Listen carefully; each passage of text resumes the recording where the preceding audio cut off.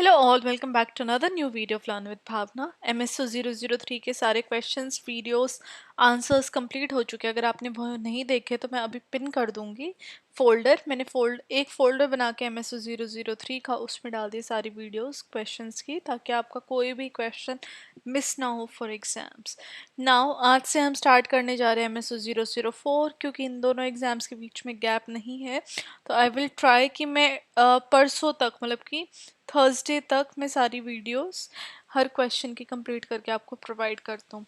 तो हमारा MSO 004 है सोशियोलॉजी इन इंडिया। अब इम्पोर्टेंट क्वेश्चंस देख लेते हैं हम कौन से आ सकते हैं, राइट, किसकी चांसेस ज़्यादा हैं। नाउ क्वेश्चन 1 है sociology as a discipline in India. जैसे हमारा जो सब्जेक्ट है सोशियोलॉजी इन इंडिया, तो इसके ऊपर क्वेश्चन आना direct sociology as a discipline in India, उसकी चांसेस काफ़ी हैं। और ये क्वेश्चन रिपीट हुआ है, लैंग्वेज चेंज हो सकती है लेकिन of course content matter same रहेगा हमारा क्वेश्चन का। क्वेश्चन 2 आ जाता है critically discuss the changing facets of social movements in India. तो यहाँ पे हमें सोशल मूवमेंट्स की बात करनी है और कैसे वो चेंज होती गई हैं with time regarding to Indian society, right. तो उसके बारे में हमें बात करनी है, ये हमारा क्वेश्चन 2।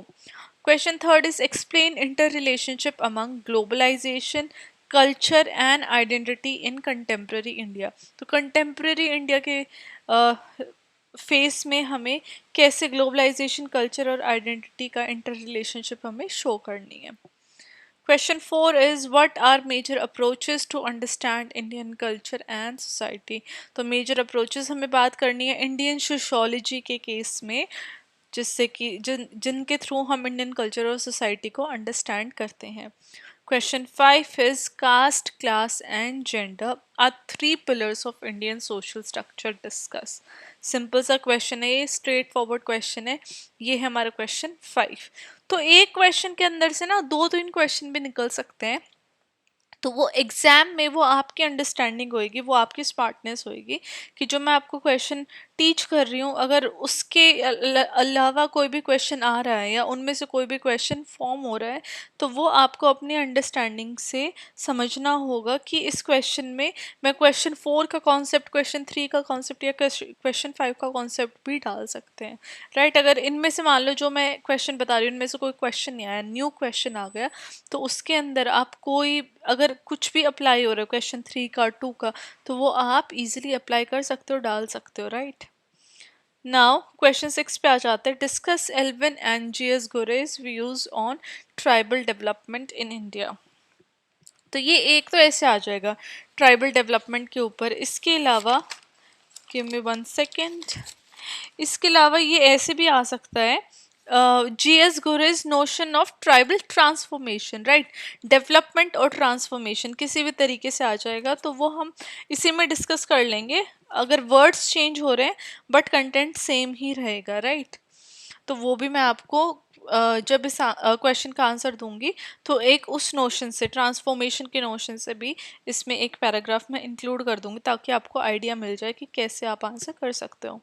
क्वेश्चन 7 आ जाता है Ambedkar's view on origin of caste system in India, right. Ambedkar का बहुत बड़ा वर्क था जो उन्होंने कास्ट सिस्टम को हटाने के ऊपर किया था, राइट। अब उनका व्यू क्या था कास्ट सिस्टम पे? ऑफ कोर्स अगर वो नहीं चाहते थे कि कास्ट सिस्टम एग्जिस्ट करे, तो अम्बेडकर जी का कॉन्फ्लिक्ट व्यू आ जाएगा।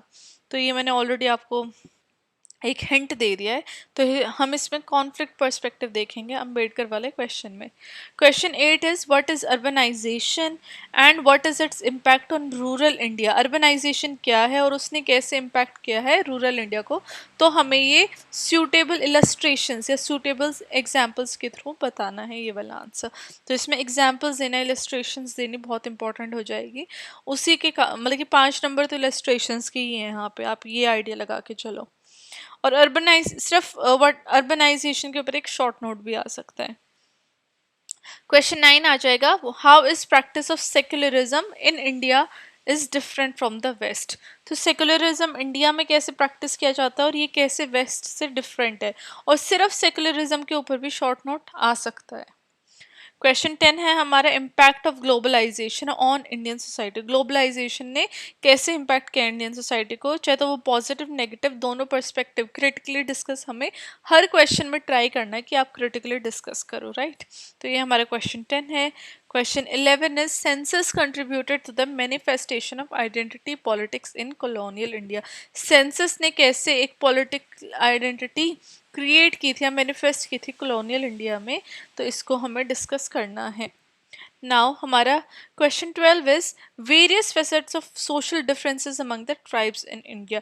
अब tribes भी कैसे different है और उनके social differences कैसे हैं within India, इसके बारे में हमें बात करनी है. हमारा 13 and last question है middle class. तो middle class के ऊपर भी short note देखा गया है कई बारी, तो हमें middle class as a concept within Indian society के बारे में बात करनी होगी. तो ये है हमारे 13 questions जो कि अकॉर्डिंग टू मी दिसंबर 2024 में इन्हीं में से क्वेश्चन बनेंगे और इन्हीं में से क्वेश्चन आएंगे. तो आप वेट करिए, आपको वन बाय वन हर क्वेश्चन का आंसर मिल जाएगा. बस keep studying, keep working hard और आपको वीडियोस वन बाय वन मिलती रहेंगी. Till then bye bye, take care and study well.